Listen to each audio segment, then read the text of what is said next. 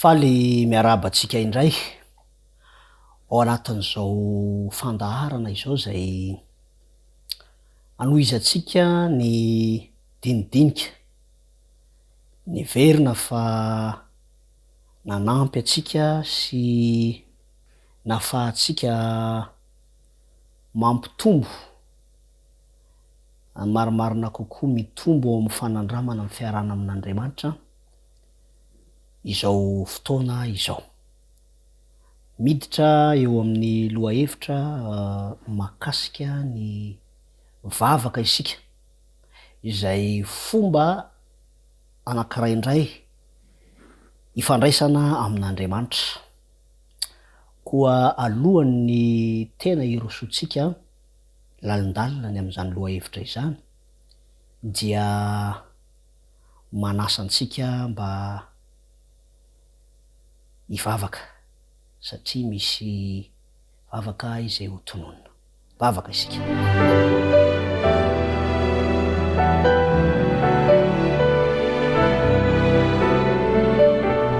Raina tsara indrindra zay any an-danitro misaotra anao zahay.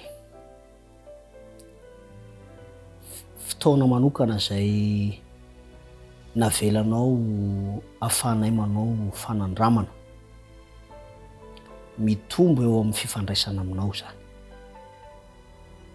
Fantoka mandrakariva ny fosiny sainay eo amin'izay fomba tianao ifandraisana aminay koa tazomy amin'ny alalan'ny fananao masina zay mitaridalana anay, fomba fijery ahafahanay mitombo eo amin'ny fifandraisana aminao, indrindra ny fahatsarany kalitaony zany fifandraisana izany. Tonona ny vavaka ho amin'ny anaran'i Jesosy Kristy. Amen.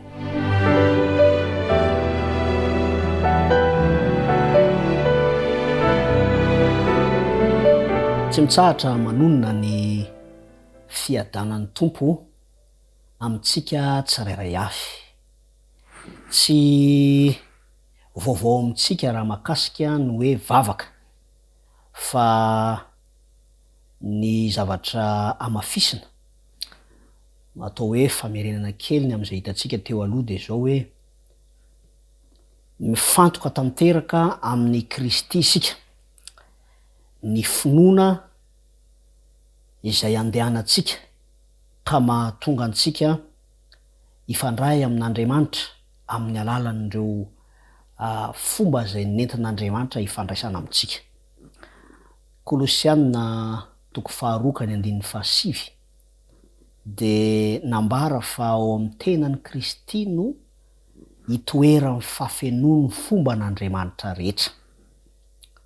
Tombontsoa ny mahafantatra sy manamafy fa fivavahana kristiana no iorenantsika ka dia miorina tokoa ao amin'ny Kristy zany, indrindra izay nataony. Ary mandritra ity herinandro ity isika dia nanamafy orina ny fafahana mifantoka tsy amin'izay ataontsika fa amin'izay atao n'Andriamanitra amintsika izany. Ny vavaka raha izay ara no ambara dia tolotra anankiray ihany koa ankoatra n'ireo izay fa omeny mandritra ny fotoana iarahantsika moa dia hitrandraka ireo tombontsoa omen'Andriamanitra ahafahana mifandray aminy isika.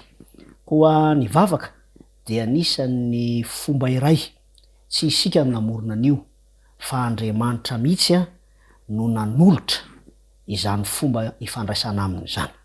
Inona sady no azontsika ambara mahakasika ny hoe Andriamanitra no nanolotra ny vavaka ho fomba ifandraisantsika aminy. Salamo 5:80 ka ny 2. Zao ny fanambarana fanandramany mpanao salamo zany. Ripiainy vavako, ianao no atony ny nofo rehetra. Ripiainy vavako. Tsapan'ny mpanao salamo izay fanandramana izay, ary Andriamanitra mihitsy no nametraka faharesen-dahatra tao am-pony raha nifantoka tamin'izay ataon'Andriamanitra izy ka nahatsapa fa ity Andriamanitra ity dia manana toetra mpiaino vavaka. Mahafinaritra sady maharenan' zany satria raha Andriamanitra nanolotra ho antsika ilay fomba ifandraisana aminy de ny vavaka, toetrany mihitsy eto zany ny mpiaino vavaka. Ity mpamary toetra mpiaino, tsy hoe miaino fotsiny na hoe sendra mbana eno vavaka nataontsika Andriamanitra, fa efa toetrany misy ny hoe mpiaino vavaka dia manome antoka ho antsika. Ary ny tena antoka lehibe de ny fahalalana fa reny avokoa zany ny vavaka rehetra izay ataontsika. Misy fanamarina rehefa mare an'izany isika ao amin'ny Isaia 7:50 ka ny mahazatra antsika moa de ny 2 lay manao hoe amin'ny anaran'i Jesosy Kristy, fa ny helokareo no hevitra mampisaraka anareo amin'Andriamanitrareo ary ny fahotanareo no mampiafina ny tavany aminareo ka tsy miaino izy. Mahazatra antsika mpivavaka moa zany ity fanambarana ity, ary matetika no mampiasa azy ity isika. Mampiasa azy io isika mba ilazana fa tsy miaino antsika Andriamanitra.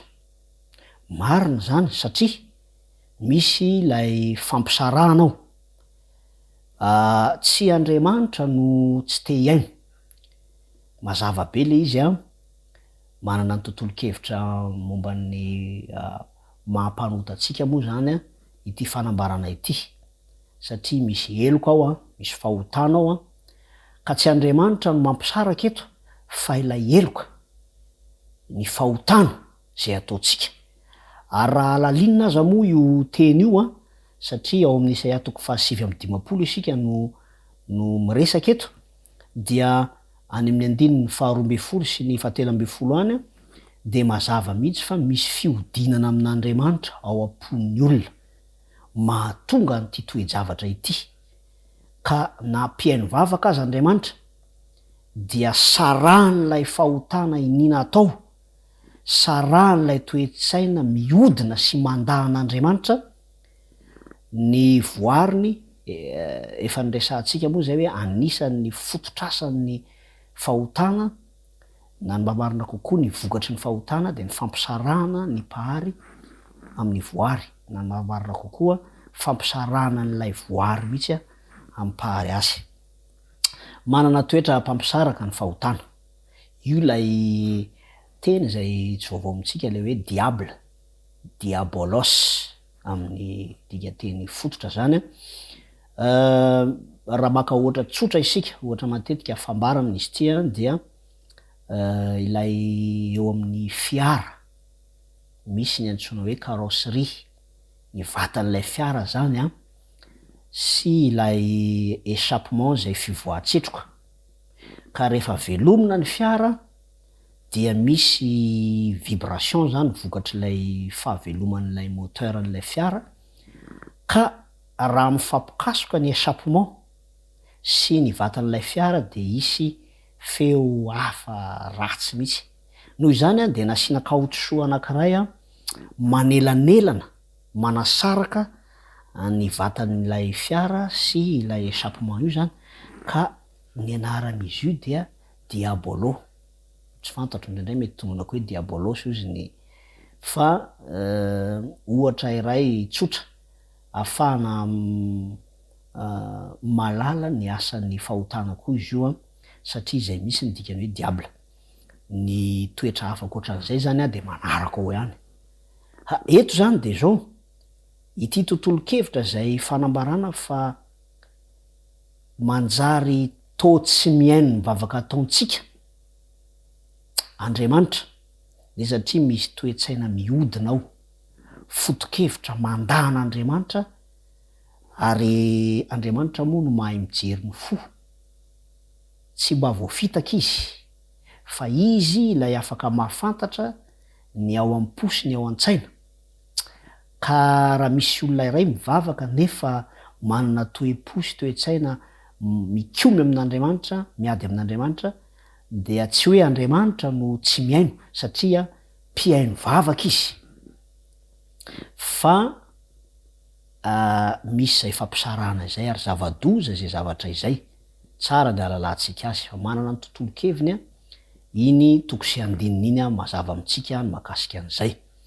Fa misy fanontaniana koa mipetraka any anelanelany any manao hoe manahoana moa ny mety raiki-poy momba ny vavaka, ireo fepetra ny amy valim-bavaka. Mbola isy fotoana ao aorianan'izao ijerentsika hoe aiza ny toeran'izy ireo, fa mahazatra atsika aloha de ny hoe mangatà de omena ianareo any amy Matio toko 7 any zany a malaza zany toko sy andininy zany a manoloana ny resaka vavaka. Raha toe-tsaina angataka fotsiny no everantsika ny atao hoe vavaka dia tsy maintsy ho tonga ihany ny fametrahana manao hoe inona mihitsy le raiki-poy, ireo fepetra alohan'zany rehetra zany anefa dia tokony manandanja amitsika ity fanambarana ity. Zao le fanambarana ao amin'ny Isaia ihany, toko 5:20 ka ny 2:20. Raha mbola tsy miantso aza izy ho Jehova de amaly aho, ary raha mbola tsy miteny izy de hiaino aho. Zany aloha de efa manamafy fa mpiaino vavaka Andriamanitra, toetrany mihitsy miaino. Fa ho atsika kosa zay hivavaka, manambara izy hoe mbola tsy miantso isika, mbola tsy miteny, azo hitarina zany hoe raha mbola vao mieritreritra ao am-potsika fotsiny isika hoe ity hoentiko ao amin'Andriamanitra efa fantany. Ary ny mahafinaritra de zao hoe dia hamaly, tsy vitany hoe miaino izy zany a, fa raha jerena koa zany eto dia mpamaly vavaka ihany koa izy. Ama Andriamanitra ny fifandraisana azy zany a dia toetrany mihitsy ny mahalala ny ao am-po sy zay mety vavaka eritreretintsika ho atao. Aiza ao anatin'izany moa zany a ny fepetra izay niresahana teo a, ireo raiki-poy manokana izay ataotsika. Mazana loatra mantsy eo amin'ny fanandraman'ny vavaka zay ataotsika, ireo fepetra sy ireo raiki-poy voambara mahazatra atsika ireo no maka ny toerany ny fifandraisan'Andriamanitra amitsika. Raha milaza izy manao hoe mpiaino vavaka, raha milaza izy manao hoe mpamaly vavaka, dia zava-dehibe zany eo amin'ny fahatakarantsika ny hoe tsy zay ataotsika no ifantohantsika aloha fa zay ataon'Andriamanitra.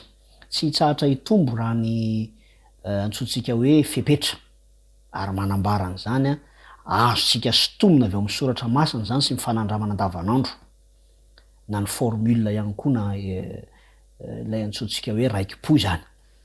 Fa izao tokony mba hanova zavatra eo amin'ny fahazarantsika aloha ny mahafantatra fa Andriamanitra de mpiaino vavaka, ary na mbola tsy mamilobava aza isika de fa miaino izy ary mamaly izy. Mety misy fanandramana zay tokony irosotsika bebe kokoa noho ny tamy lasa, tsy sanatria, tsy misy ny fepetra satria nateo aza sika de efa mahalala hoe ny fahotana, ny toe-tsaina miodina miteraka fahotana dia mahatonga an'Andriamanitra na te hiaino azy izy a dia mahatonga n'lay efitra mampisaraka atsika. Tsy vaovao zany fomba ny fahotana izany, fa tokony hoaratsika zany izany toe-tsaina miodina amin'Andriamanitra izany a dia ioaratsika amin'ny alalan'ny vavaka satria fomba zay nomen'Andriamanitra tombontsoa le izy raha ny tena marina. koa mbola ho toizatsika ity mahakasika ny vavaka ity amin'ny loha hevitra orinan'izao fa zao aloha dia tiana ny hitondram-bavaka manokana ilay fanandramana mametraka ambony kokoa ny fomba ifandraisan'Andriamanitra amintsika amin'ny alalan'ny toetrany mpihaino vavaka, amin'ny alalan'ny toetrany mahalala ny ao am-po ka mamaly avy hatrany na inona io valiny io na inona fa zava-dehibe ho antsika zany ka tsy tokony ho voasakana na ho voafetra isika eo amin'ny fifandraisantsika amin'Andriamanitra raha tsy hoe nga isika mihitsy no mifidy hoe aleo mihitsy de ajanona aloha fifandraisana amin'Andriamanitra fa mbola hanota aloha zany efa fiodinana tanteraka mihitsy zany. Koa andao ifampivavaka isika manasa anao mba iombona amiko amin'izao vavaka zay atao zao satria ifampivavaka isika mba tsy hifantoka bebe kokoa noho ny fahazarana am'izay maha olombelona atsika fa iroso ambonimbony kokoa ny amin'ny fametrahana sy ny fifantohana ny fomba ifandraisan'Andriamanitra amintsika ao anatin'ny vavaka. Ivavaka isika.